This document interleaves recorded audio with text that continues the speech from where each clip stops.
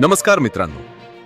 1 कोटीहून अधिक केंद्रीय कर्मचारी आणि पेन्शनर्स ज्या 8व्या वेतन आयोगाची वाट पाहत आहेत, त्याबद्दल अखेर सर्वात मोठी आणि अधिकृत अपडेट समोर आली आहे.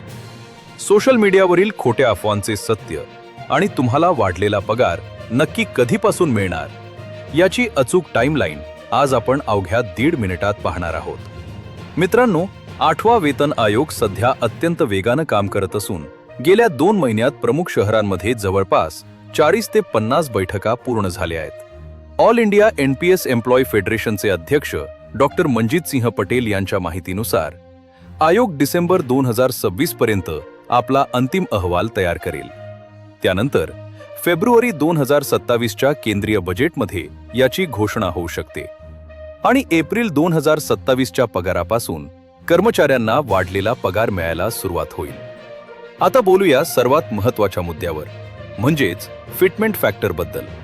कर्मचारी संघटनांनी 3.83 ची मागणी केली असली तरी तज्ज्ञांच्या मतर्से हा दर 1.92 ते 2.08च्या आसपास राहू शकतो. पण यामध्ये एक मोठा ट्विस्ट आहे. जर सरकारनं कर्मचारी कुटुंबाची गणना करताना फॅमिली युनिट 3 वरून 5 केले तर हा फिटमेंट फॅक्टर 2.5 ते 2.8 पर्यंत वाढू शकतो, ज्यामुळे पगारात मोठी घसघशीत वाढ होईल.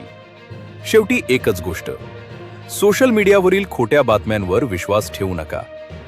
वेतन आयोगाचा अंतिम निर्णय सरकारच घेणार आहे. तुम्हाला काय वाटतं? फिटमेंट फॅक्टर किती मिळाला पाहिजे? कमेंट्समध्ये नक्की सांगा. अशाच अचूक आणि विश्वसनीय माहितीसाठी आपल्या चॅनलला आत्ताच लाईक, शेअर आणि सबस्क्राईब करा. धन्यवाद.